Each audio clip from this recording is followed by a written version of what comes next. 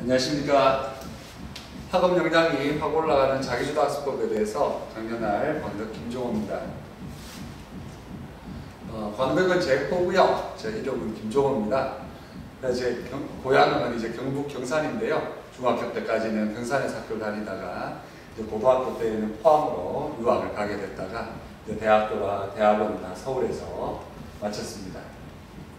2012년에 처음으로 이제 자기주도 학습으로 신한군 교육대상을 수상을 했고요. 2018년에 대한민국 미래비전 대상, 2019년 작년에는 올해를 빚는 인물대상을 수상했습니다. 현재 서울대학교 총동창회 종실 이사로 위촉되어 있고 영남일보의 교육칼럼을 쓰고 있고요. 광덕자유연구소, 교육부, 대구시 교육청, 경북도 교육청 등 활동을 하고 있습니다. 제 이력을 보니까 공부 엄청 잘했을 것처럼 느껴지시죠? 네, 제 고등학교 때 제 입학석차입니다.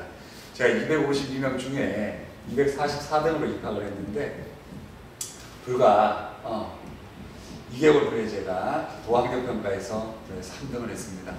첫 중간고사 때부터 좋은 결과를 얻기 시작해서 1학년 2학기 때부터 제철 장학생이 됐습니다. 저도 다른 친구들처럼 가외, 학원, EBS 이런 거 하나도 안 했습니다. 하나도 안 하고 제가 혼자서 자기 주도적으로 이렇게 공부를 했거든요. 오늘 부모님들께 짧은 시간이지만 제가 30분 동안 할 수 있었던 공부법에 대한 것들과 안내를 해드리고자 합니다. 제일 먼저 이제 공부를 시작을 할 때는요, 학습 목표와 학습 전략을 잡아야 되는데요. 우리 학습 목표를 잡을 때는 학습을 할 때는요, 배울 학에다가 포커스를 맞추는 게 아니라 익힐 습에다가 포커스를 맞추셔야 합니다. 배울 학에다가 포커스를 맞추게 되면 공부의 주체 중심이 선생님 쪽으로 비중이 가게 되죠. 근데 익힐 습에 포커스를 맞춰야만 공부는 내가 하게 되는 공부의 주체가 학생으로 바뀌어서 자기주도가 되기 시작합니다. 그래서 학습 목표는요, 항상 배운 내용을 내 걸로 만드는 데가 이 학습 목표입니다. 그래서 얼마나 많이 배우느냐가 아니라 배운 내용을 내 걸로 익히는 데 포커스를 맞추시기 바랍니다. 그리고 공부를 할 때는요, 학습 전략을 세워야 되는데 저는 제 고등학교 때 썼던 학습 전략입니다. 첫 번째는 시험 출제 이원 직강을 잘 들어야 합니다. 두 번째는 수업 내용을 빠짐없이 필기해 놓고요. 세 번째는 이해된 것부터 반복해서 익혀야 되겠죠. 나중에 알게 된 거지만 수업 듣기 전에 제목과 낱말을 익히고 들어가면 훨씬 더 학습 효율이 높아진다는 걸 깨닫게 됐습니다. 이 네 가지가 공부를 하는 학습 전략입니다. 첫 번째 시험 출제 이원 직강, 두 번째 수업 내용 빠짐없이 필기하고, 세 번째 이해된 것부터 복습, 네 번째 제목과 낱말은 꼭 예습하고 수업에 들어가자. 그 중에 제일 궁금하신 게 시험 출제 위원이 직접 강의를 함수하고요. 예, 시험 출제 위원이 직접 강의를 합니다. 그 강의가 뭔데요? 바로 학교 수업입니다. 지금 시험 기간이 이제 초등학교는 시험을 안 보지만 지금 이제 중고등학교 시험을 보고 있는데 그 시험 초등학교 때 수행평가하고 출제 누가 합니까? 학교 선생님들께서 출제하시잖아요. 그러니까 학교 수업에 포커스를 맞춰서 공부를 하는 것이 가장 좋은 결과를 얻을 수 있는 첫 번째 지름길입니다. 자, 그러고 나면요, 이제 이 학습을 하는 방법 중에서 제일 중요한 건 뭐니 뭐니 해도 학교 수업 시간 중에 수업을 어떻게 들을 것이냐가 가장 중요한 핵심입니다. 그래서 수업 듣는 요령. 수업 듣는 요령은요, 첫 번째는 빠짐없이 필기하는 거. 선생님이 판세해 주시거나 또는 설명해 주시는 것 중에 자신이 빠짐없이 필기를 하는 것. 이 필기 습관을 들이는 것이 아주 중요합니다. 그래서 수업을 들으면서 바로바로 필기를 잘해놓는 것. 두 번째 해야 되는 것이 수업을 듣다 보면 내용이 이해가 잘 안 되는 게 있죠. 그 부분들은 표시해 놓고 넘어가는 것. 수업을 듣다가 이해 안 되는 게 있다고 그 이해 안 되는 것에다가 포커스를 막 맞춰서 신경을 쓰다 보면 선생님 설명을 놓치게 되는 경우가 있습니다. 그래서 이해 안 되면 그 부분 표시해 놨다가 나중에 수업 끝나고 선생님께 여쭤보든 이렇게 처리를 하면 됩니다.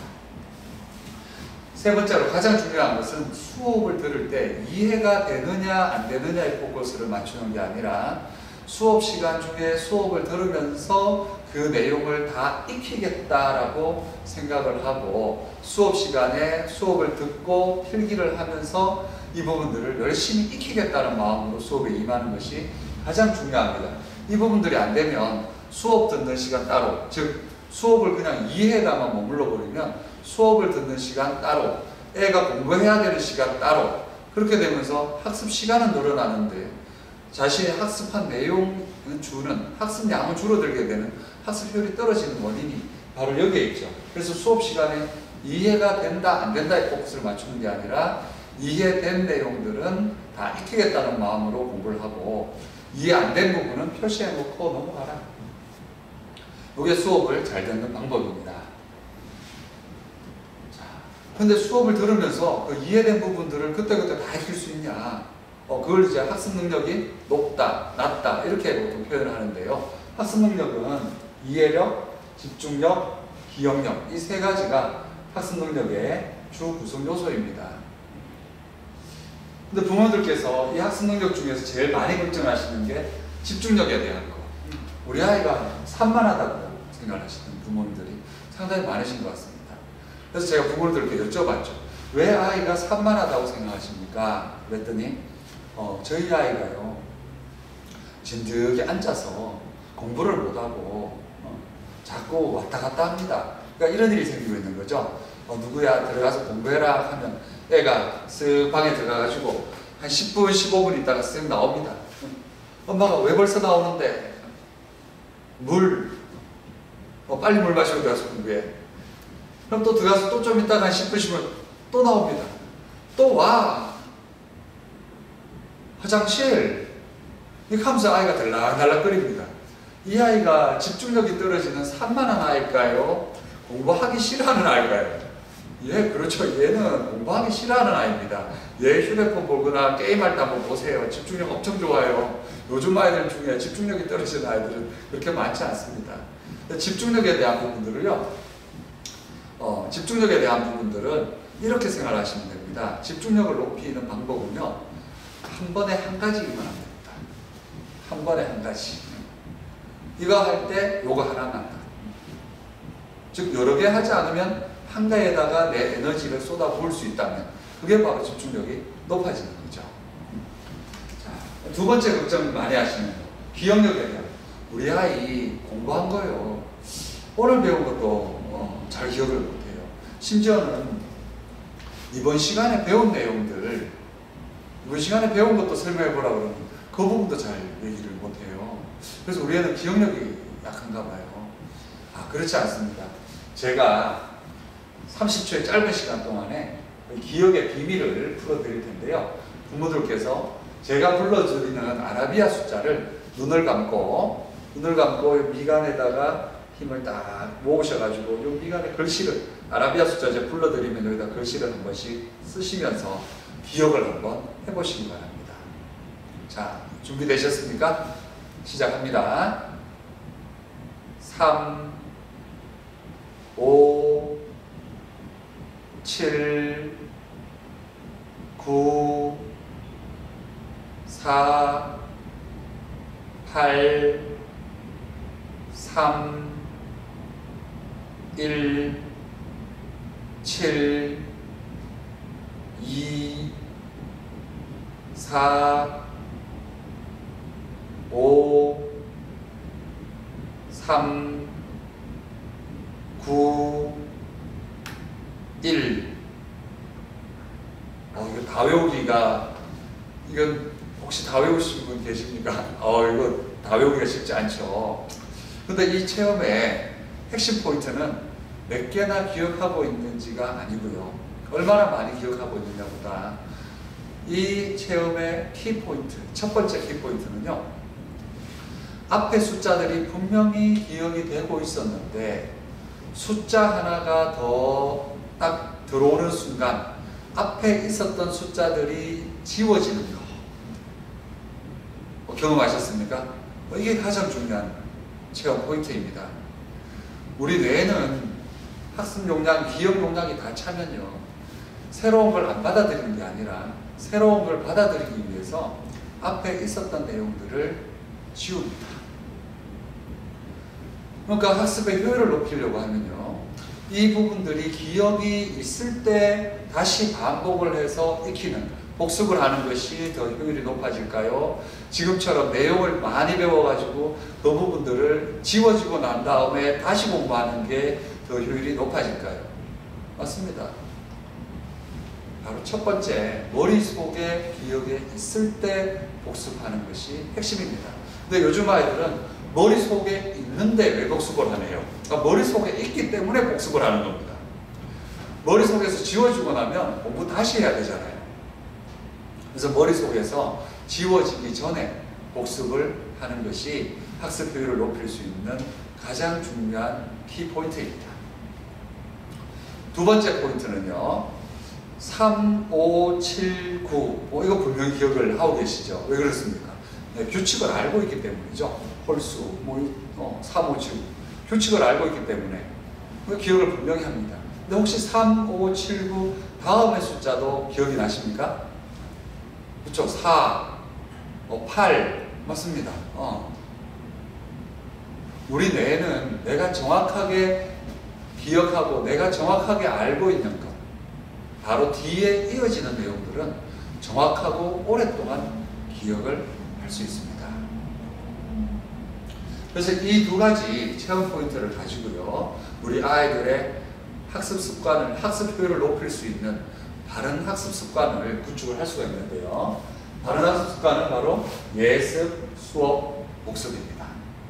이걸 잘못 생각하셔가지고 학교 수업을 중심으로 해서 학교 수업을 예습을 하라고 그랬더니 이 예습을 하는 게 아니라 선행학습을 해버리고, 그래서 선행해서 두 번 들어주고 또 학교 수업 듣고, 그리고 또 이해 안 된다 그러면 복습을 하라고 그랬더니 복습은 안 하고 또 학원에 가가지고 또 수업 또 듣고, 그래도 또 이해가 안 되면 인강 또 듣고, 이런 식으로 이걸 전부 다 선행학습부터 강의 수업 다 바꿔버리면 아이가 익힐 시간이 없습니다. 그러면 배우는 거는 많이 배울지 몰라도 아이의 자기 걸 만들어내지 못하죠. 자기 걸로 익히지 못합니다. 그래서 아이들한테 그렇게 하시는 것보다, 그러면 학습 시간에 대비해서 익힐 수 있는 학습량이 적어서 학습 효율이 급격히 낮아지게 됩니다. 절대 그렇게 공부하지 마시고, 우리 아이들이 학교 수업을 듣기 전에는 예습을 할 수 있도록, 예습은 제목과 낱말을 익히고 들어가라. 그래서 이 제목을 익히고 들어가면요, 이 제목이 딱 익히고 들어가면 아까 전에 3, 5, 7, 9처럼 내가 정확하게 그걸 알고 있어서 그 뒤에 내용들도 잘 기억을 하기도 좋고 정확하게 오랫동안 기억이 되기도 하는데, 이 제목이라고 하는 것은 그날 배울 내용의 가장 주요한 내용들이잖아요. 그러니까 이 주요한 내용들을, 제목들을 기억을 하고 들어가면 선생님께서 설명해 주시는 내용이 아주 기억이 정확하고 오랫동안 잘 가게 돼서 기억력이 급격히 좋아집니다. 두 번째는 수업 듣는 요령은 아까 이해 안 되는 부분 표시를 꼭 해두라고 했는데, 그 수업을 들으면서 이해 안 되는 부분 표시해 놓고요, 복습을 할 때는 반드시 이해된 부분부터 복습을 하도록 지도해 주셔야 됩니다. 우리 아이들이 보통은 이해된 부분 또는 머릿속에 남아있는 부분들은 머릿속에 있기 때문에 그걸 안 하고 이해 안 된 부분에 포커스를 맞춰서 공부를 하기 시작하면요, 잘못하면 앞에 이해된 부분, 머릿속에 기억하고 있던 부분도 지워져 버릴 수가 있습니다.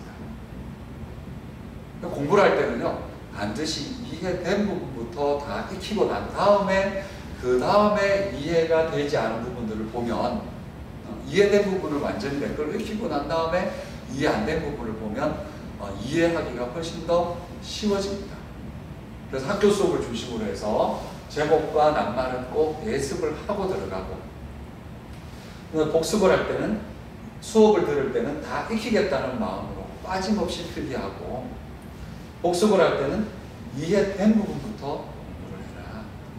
그래서 부모님들께서 학교 수업을 중심으로 아이들이 예습, 수업, 복습이 이렇게 톱니바퀴처럼 잘 맞물려 갈 수 있도록 코칭을 해주셔야 되는데, 이걸 지금 학교 선생님들께서 해주실 수가 힘든 상황이기 때문에 집에서 부모님들께서 좀 많이 도와주시면 좋겠다는 생각이 듭니다. 이번에 학습의 첫 시작이라고 하는 낱말의 개념을 어떻게 정립을 할지, 우리 주입식으로 공부하지 말자. 그럼 주입식으로 공부를 안 하면 어떻게 해야 돼요? 어느 정도 주입식으로 공부해야 되는 건 당연히 그렇게 필요합니다. 그렇지만 이 주입식 위주의, 주입식 암기 위주의 교육이 되지 않으려면 낱말의 개념을 정립하는 것이 가장 먼저 선행돼야 합니다. 우리 아이들 낱말 개념이 정립되어 있는지 안 되어 있는지 그거 체크해 보는 방법은요, 우리 애는 필기를 하라고 하면요, 책에 있는 내용들을 그냥 그대로 문장을 뺏겨서 옮겨 적고 있습니다. 우리 아이는 그 문장에 대한 핵심어를 잘 찾아내지를 못합니다. 이런 아이들은 대체적으로 낱말의 개념이 정립되어 있지 않은 경우가 많습니다. 바꿔 얘기하면 우리 아이들이 그 문장들을 읽으면서 핵심어를 잘 찾아내려고 하면 낱말의 개념 정립이 우선돼야 된다고 말씀드리는 겁니다. 낱말의 개념 정립은 어떻게 하게 되느냐, 제일 첫 번째, 자신이 읽는 책을 읽으면서 모르는 낱말을 한 10단어 정도 동그라미 칩니다. 조금 의욕이 낮은 학생은 좀 줄이고 의욕 좀 높은 학생들은 한 10개 정도씩 이렇게 해가지고요, 이 부분들을 인터넷 사전을 이용을 해서 찾는 것이 싫습니다. 낱말의 개념을 정립한다는 말은 이런 말입니다. 제가 선풍기를 예를 들면요, 거기 사전을 찾아보거나 하면 책에 보면 선풍기는 전기의 힘으로 모터를 돌리고 모터에 연결되어 있는 프로펠러가 회전하면서 바람을 일으키도록 만든 장치. 제가 이거 외운다고 상당히 힘들었습니다. 근데 이 선풍기를 이렇게 외우는 거죠. 선풍기, 전기의 힘으로 모터를 돌리고 모터에 연결되어 있는 선풍기, 전기의 힘으로 모터를 돌리고 모터에 연결된 프로펠러가 회전하면서 바람. 선풍기, 전기의 힘으로 모터를 돌리고 모터에 연결된 프로펠러가 다시 선풍기, 전기의 힘으로 모터를 돌리고 모터에 연결되는 프로펠러가 회전하면서 바람을 일으키도록, 이렇게 공부하는 걸 주입식 암기교육이라고 하는 겁니다. 그냥 이렇게 주입식으로 그냥 무작정 암기할 게 아니고요, 선풍기를 보면 부채, 선, 바람, 풍, 기계, 기. 선풍기는 부채처럼 바람 일으키는 기계인가 보다. 요게 선풍기의 개념입니다. 요게 선풍기의 개념이고, 부채처럼 바람 일으키는 기계를 선풍기라고 한다고 주관적으로 내가 개념을 좀 잡고요. 그리고 나서 부채 역할을 하는 걸 아까 돌아가는 프로펠러라고 합니다. 프로펠러. 그럼 그 프로펠러를 또 익히고, 이 프로펠러는 모터에 연결돼서 돌아가는 거예요. 모터를 또 익히고, 이 모터는 전기의 힘으로 돌아가는구나 하면서 전기 이렇게 익히기를 바랍니다. 이렇게 낱말을 익혀서 낱말 개념 정립 전에 아예 노트를 보면요, 선풍기 그러면 전기의 힘으로 모터를 돌고 쫙 이렇게 이쁘게 쫙 적어놨습니다. 근데 낱말 개념 정립 후에 아예 노트를 보면요, 선풍기 그럼 이 아이는 프로펠러, 모터, 전기 이렇게 적혀 있습니다. 그러니까 이건 내가 공부할 때 내가 만든 내 노트입니다. 그래서 이게 나만의 노트죠. 일반 사람들이 보면 선풍기하고 프로펠러, 모터, 전기 적어놓으면 이게 지금 무슨 말인지를 이해하기가 상당히 어렵죠. 그래서 이게 나만의 노트인데요. 이렇게 낱말 개념 전 아이의 노트처럼 이렇게 익히려고 하면 익히는데도 시간이 오래 걸리겠지만 이 기억이 오래 가지도 않습니다. 그래서 복습도 자주 해줘야 되는데 그 복습도 자주 해도 복습하는 시간도 오래 걸리죠. 그렇지만 이 낱말 개념 정립 후의 아이는 이 기억이 오랫동안 남게 되고 또 기억도 정확하겠죠. 그래서 항상 공부의 첫 출발은 이렇게 낱말의 개념을 정립하는 데 있습니다. 낱말 개념 정립은 언제 하라고요? 제목과 낱말은 학교 수업을 듣기 전에 익히고 수업에 들어가기를 원합니다. 수업 끝나고 나서 낱말 몰라서 수업 이해가 잘 될 리가 없죠. 그래서 항상 제목하고 낱말은 예습을 하고 들어가기 바랍니다. 근데 지금 이 강의를 들으시면서 좀 걱정되는 게 있으시죠? 아이고 저 한자를 다 어떡하노? 제가 한자를 몰라도 이 주관적으로 개념을 정립할 수 있는 방법을 간단하게 안내를 드리겠습니다. 인터넷 사전에 들어가서 인터넷 사전에 검색을 할 건데요. 여기 인터넷 사전에 팁을 하나 드리자면, 여기 사전에 단어 하나 치고 검색하고 이렇게 하지 마시고요.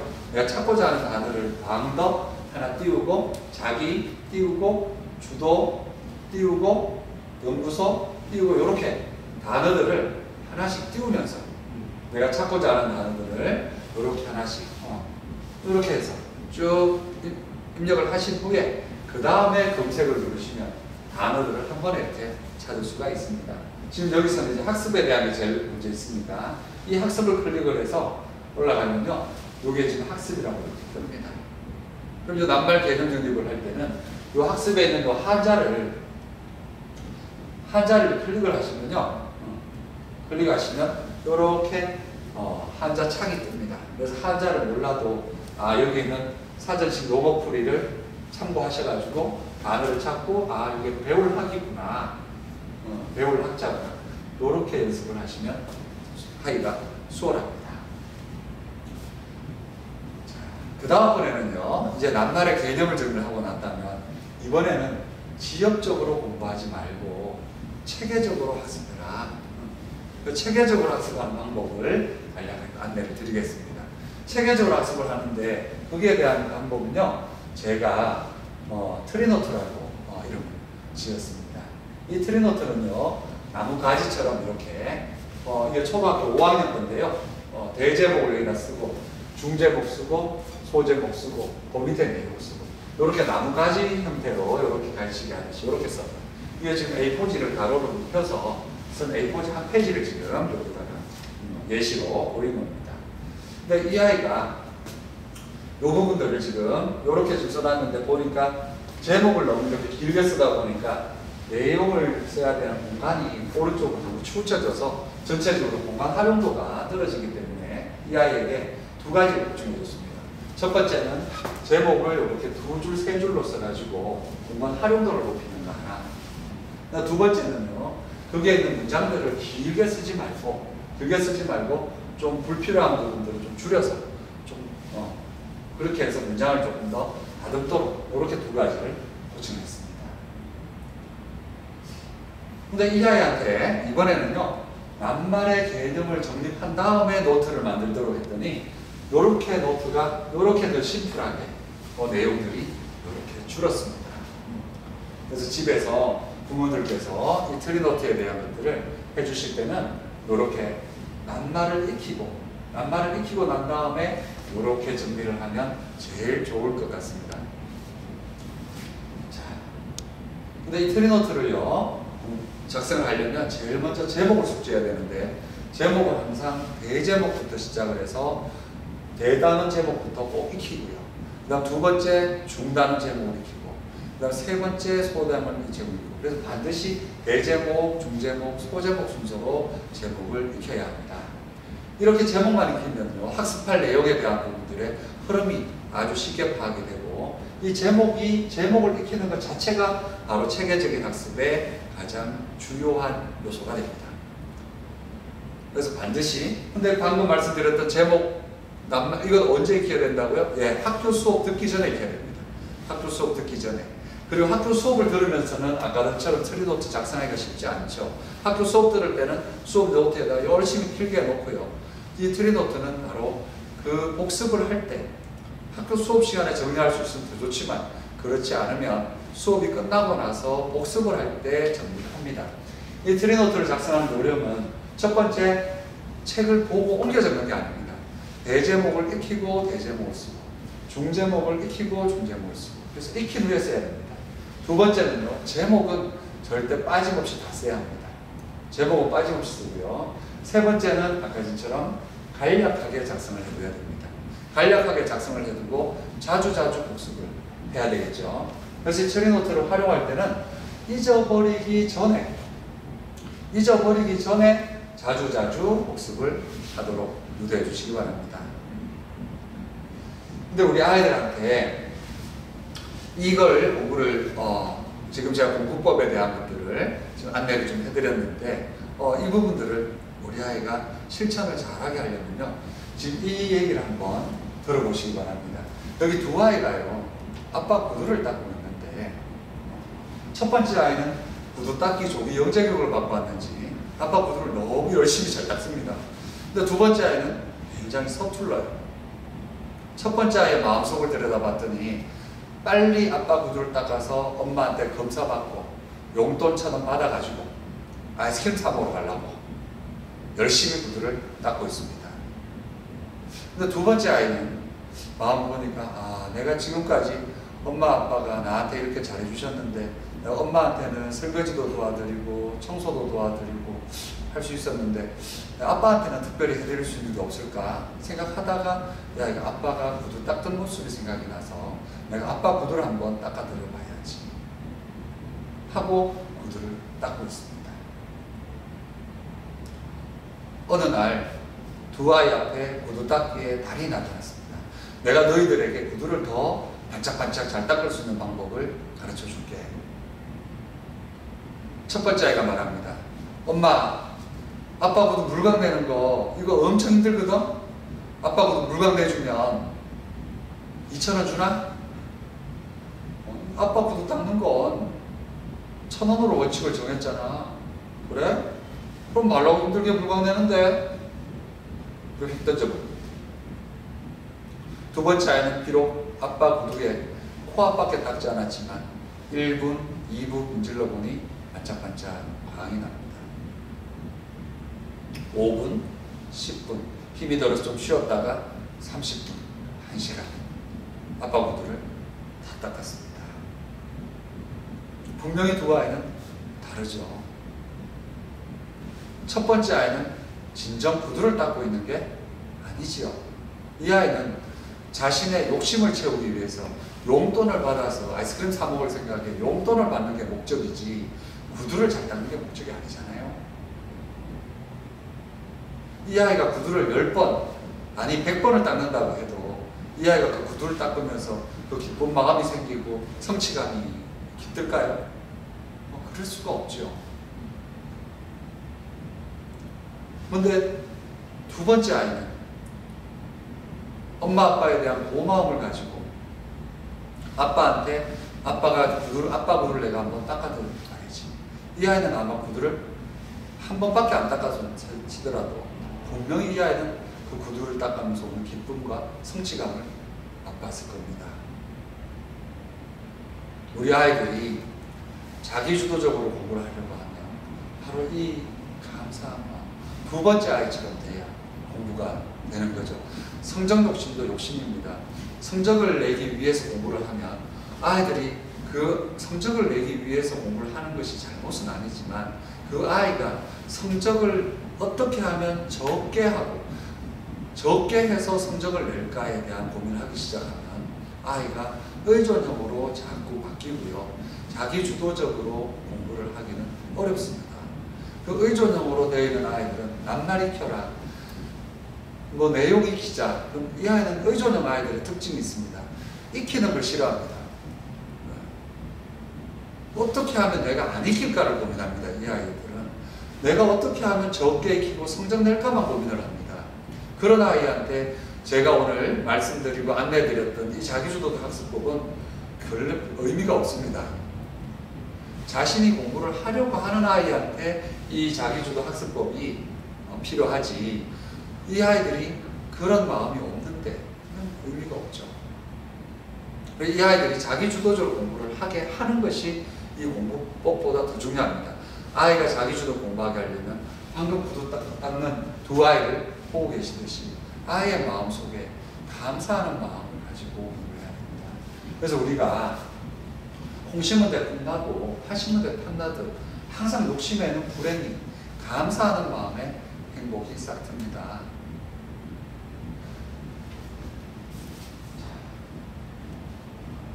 우리 부모님께서 이 자기주도 학습을 하려면 지금처럼 부모님과 선생님께서 같이 아이들을 들어주셔야 되는데요. 그보다 가장 우선해야 될 것은 부모님께서 항상 선생님을 존경해서 신뢰하고 존중하시기 바랍니다.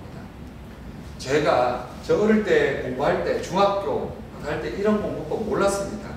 몰랐지만 공부를 하게 됐던 것은 항상 저희 부모님께서요, 저희 선생님을 신뢰하고 존중했습니다. 제가 학교 들어가기 전에도 지금처럼 이제 명절 전후가 되면 그 농협장 아저씨가 그 직원하고 우리 로컬을 싣고 오십니다. 그럼 제가 아버지의 농협장이 오셨는데 아버지가 뭐 가져왔나? 예, 뭐 싣고 오셨는데 그거 놓고 가시라 캐라. 농주 아저씨에 놓고 가시란데. 아버지가 군수님 오셨어요. 와, 드릴 말씀이 있답니다. 그거 조금만 기다리시라 캐라. 내가 금방 나갈게. 군수 아저씨 조금만 기다리시랍니다. 근데 제가 초등학교 1학년에 들어가서 첫 가정 방문이 있던 날 오전 수업을 마치고 집에 왔더니 엄마 아버지하고 식사하고 나니까 엄마 아버지가 깨끗하게 옷을 갈아입고 어머니는 마루에다가 선생님을 위한 소반상을 차려놓고 부모님 두 분께서 집 앞에 대문 앞에서 선생님을 기다리십니다. 시골의 가정 방문이 시간이 정해져 있는 것도 아니고 선생님께서 이 집에서 막걸리 한 잔, 저 집에서 막걸리 한 잔. 제 집 끝이 마을의 끝이었거든요.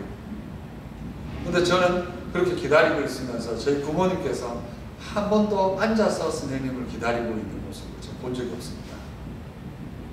그리고 어느 정도 지나면 선생님 어디 계신지 항상 가보라 하고 제가 선생님 손을 잡고 저기 골목이 한 100m 정도 떨어지면 선생님 보이는데 그 골목에 접어들면 엄마 아버지가 선생님한테 정말 가깝게 편절을 하고 선생님 또 가까이 오시면 또 인사를 또 하시고 그리고 맞으셔서 마루에 가서 얘기 다 나누시고 나면 저희 집이 서강산 중턱이었는데 그 서강산 중턱까지 이렇게 올라가셔서 선생님 배웅을 하면 선생님께서 집 사이로 골목 사이로 보였다가 안 보였다가 하십니다. 한 10분 15분 정도 걸어가시면 경산 여중고가 있는데 경산 여중고 코너를 돌아가면 이제 안 보입니다. 그때까지 거기 다 서서 부모님 계시다가 선생님이 경산 여중고 코너를 다 돌아가시면 그 뒷모습에 그때부터 제가 제 마음속에 선생님이 제일 높은 분인 줄 알았습니다. 제 초등학교 1학년 때 공부는 못하고 개구졌지만 저쪽에 선생님 뵈면 인사 잘하는 아이로 제가 이거였습니다. 제가 점점 학년이 올라가고 시간이 올라가면서 저희 부모님께서 항상 선생님들께 이렇게 깍듯하게 하셨고 저는 당연히 학년이 올라가고 조금 철이 들어가면서 선생님께 항상 깍듯하고 선생님 말씀을 잘 따르게 됐습니다. 선생님 말씀을 잘 따르게 되다 보니 공부는 저절로 잘하게 되더라고요. 그래서 부모님들께서도 우리 아이들에게 지금 공부법 어떻게 가르칠 건가 그거는 아이가 자신이 공부를 하겠다라고 할 때 그때 이 영상을 보시고 또 활용을 하시고요. 지금은 항상 선생님을 존중하고 신뢰하시기 바랍니다. 오늘 30여 분 동안 열심히 들어주셔서 감사합니다. 다음에 또 뵙겠습니다.